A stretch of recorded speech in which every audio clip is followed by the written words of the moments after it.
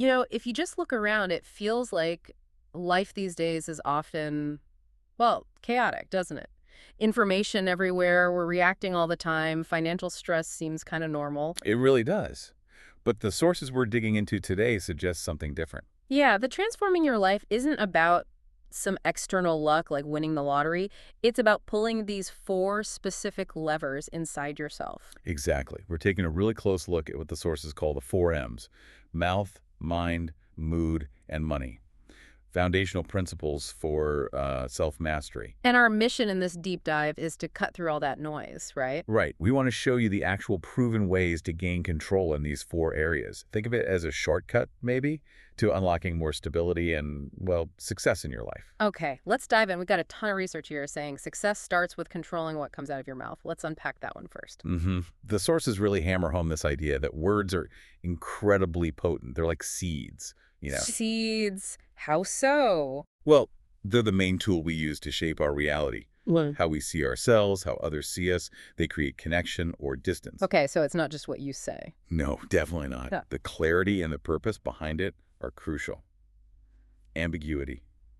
It's actually really costly. Costly how? Like financially? Not just financially, though it can be. Think cognitively.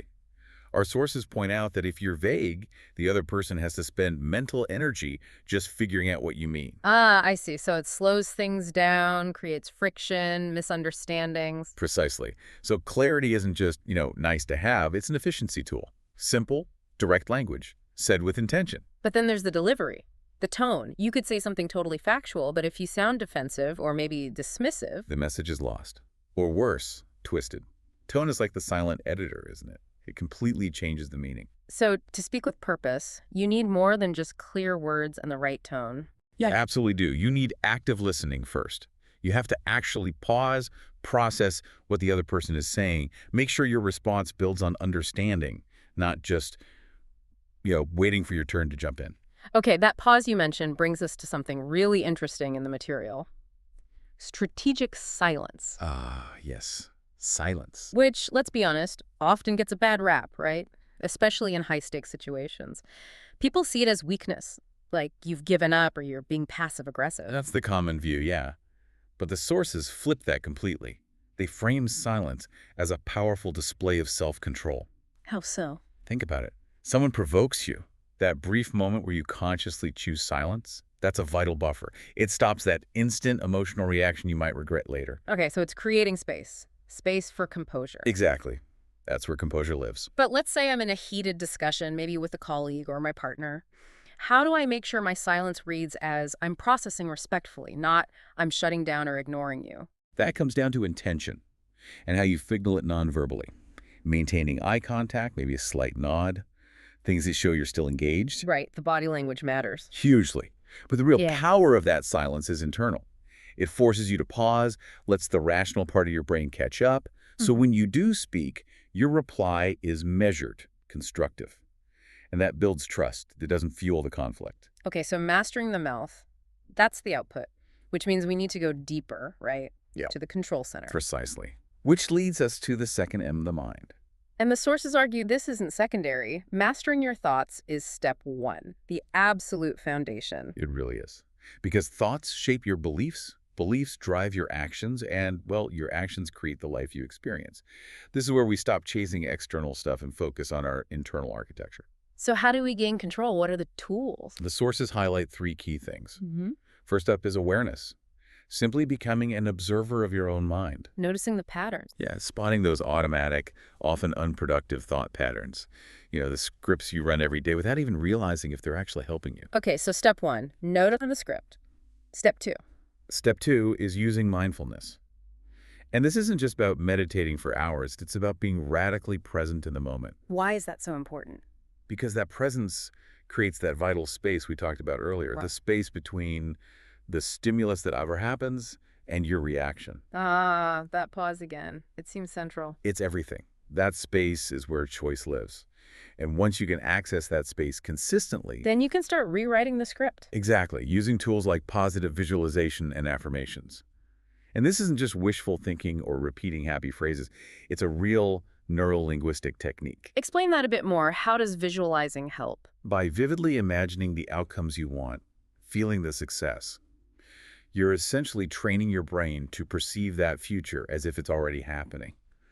It rewires pathways, changes your motivation, and guides your actions towards that goal. That clarity of thought, that ability to visualize, it sounds like it leads directly to focus. Absolutely, which is essential for actually doing anything meaningful.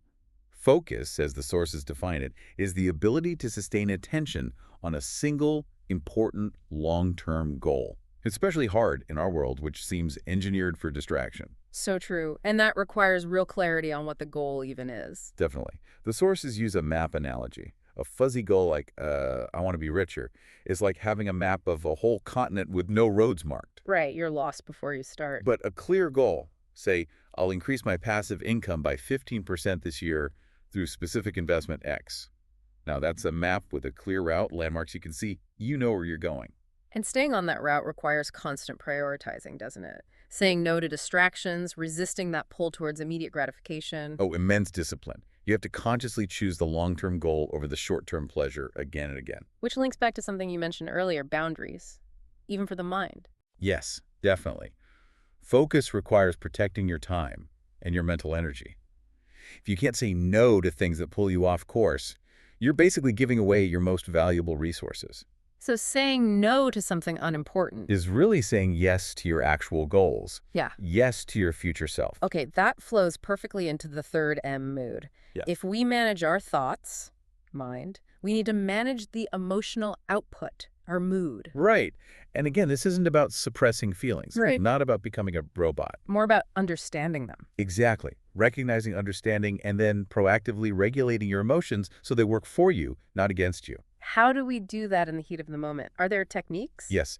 And one the sources really emphasize is breath work. Sounds simple, maybe, but the physiology is fascinating. Tell me more. When you deliberately slow down your breath, especially making the exhale longer than the inhale, you're actually hacking your own nervous system. Hacking it. How? You're signaling safety to your body via the vagus nerve.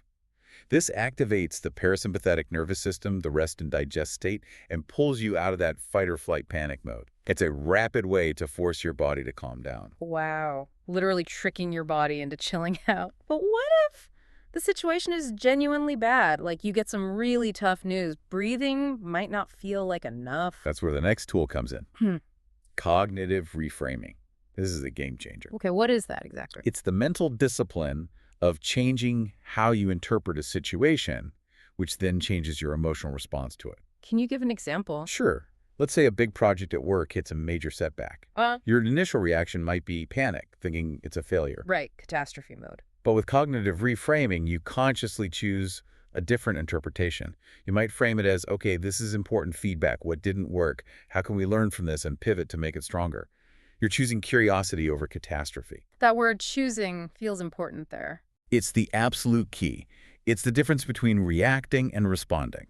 Explain that difference. It sounds crucial for mood mastery. It is. Reacting is automatic, impulsive. It's driven by raw, unchecked emotion like fear or anger, and often leads to regret. Like snapping at someone. Exactly. Responding, on the other hand, is deliberate. It's a thoughtful action that's aligned with your values and your long-term goals. It requires that pause we keep coming back to. So cultivating that pause is essential. Couldn't be clearer in the sources.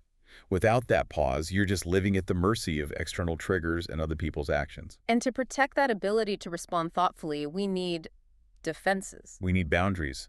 Healthy boundaries. That's the shield, really. And boundaries aren't about building walls, are they? No, not at all. They're about setting clear, communicated limits on what behavior is acceptable to you. They protect your emotional and mental space, your real estate, so to speak. So it's self-care again. Purely self-care. Defining what you will and won't accept. Maybe it's not answering work emails after 6 p.m. or not getting drawn into certain types of arguments. It dramatically cuts down on stress and resentment. Because you're prioritizing your own well-being. Which allows you to maintain that emotional control, that measured mood. Okay, so mouth, mind, mood. That internal control system. Now we pivot outwards to the final M, money. Yes, money. And on the surface, financial discipline seems straightforward, right? Yeah, budget, don't overspend, live below your means. Simple. Simple, but not easy. Because the sources make it incredibly clear. Mastering money is almost entirely downstream from mastering your mind and mood. Ah, so it's psychological. Deeply psychological. This Yeah. is where it gets really fascinating. We are not the rational creatures we think we are when it comes to money. So our financial health is tied to our mindset. Absolutely. Think about the difference between a scarcity mindset, which is all fear-based, focusing on lack, leading to maybe hoarding money or avoiding any risk. Versus an abundance mindset. Right. Which is open to opportunities, operates from a sense of security, focuses on growth. That fundamental mindset dictates so many financial choices. And then there are the emotions driving the bus. Oh, completely. The sources detail loads of cognitive biases that sabotage us financially. Loss aversion is the classic one. Remind me what that is again. Research shows the pain of losing money feels about twice as intense as the pleasure of gaining the same amount. Wow, twice as intense. Yeah, which makes us irrationally cautious. It can paralyze us from making necessary investments or even just cutting a small recurring cost, because the feeling of losing that service feels bigger than the gain of saving the money. I can see that. It explains why it's hard to cancel subscriptions sometimes. Exactly. Then you layer on top of that the relentless pressure of social comparison. Ah, keeping up with the Joneses. It's a powerful, often destructive psychological force. We're wired to look at our peers, and it leads to overspending, often funded by debt, just to maintain a certain image or perceived status. So, with all these mindsets, biases, and social pressures, how do we actually gain control over money? The only sustainable way, according to these sources, is consistency. Financial success is absolutely a marathon, not a sprint. It demands patience. And systems to bypass our flawed emotional thinking, Precisely. You need systems. Automation is your secret weapon here. like setting up automatic transfers? Yes. Automatic transfers for savings, for investments, for bill payments. It takes the decision-making out of your hands, reduces decision fatigue, and stops emotional biases from hijacking your choices when you see something tempting to buy. You remove the willpower element, You do. And that consistency feeds the real magic. Compound growth. where your money starts making money. Exactly. Your money earns interest, and then that interest earns more interest. It's exponential. But, and this is the crucial part, it only works with time and relentless consistency. If you keep dipping in or stopping the process. You break the chain. You lose that incredible power of compounding over time. Consistency ensures your money starts working harder for you than you work for it. Okay, so let's pull this all together. We started talking about chaos, but we've ended up discussing control across these four areas: mouth, mind, mood, and money. And the key is they're integrated, right? Mastering one helps you master the others. It's not about fixing them in isolation. It's building an internal system where self-control, in your words, reinforces control in your thoughts, which supports your mood regulation, which then enables disciplined financial habits. You're building a solid foundation, not just constantly trying to patch leaks in a faulty structure. So what does this all mean for you, the listener? Well, if we connect it all, the sources strongly suggest that true freedom really comes from this internal regulation. You unlock the power to genuinely transform your life when you take ownership of these four M's. It starts from within. It has to. But here's a final thought to leave you with. Yeah. You have to actively choose where you direct your attention and energy today, because your thoughts right now are literally the architects designing the future you're going to live in. A powerful responsibility. Immense. If you don't consciously decide where to put your focus, believe me, something or someone else will decide for you. So the question is, where will you put your focus first?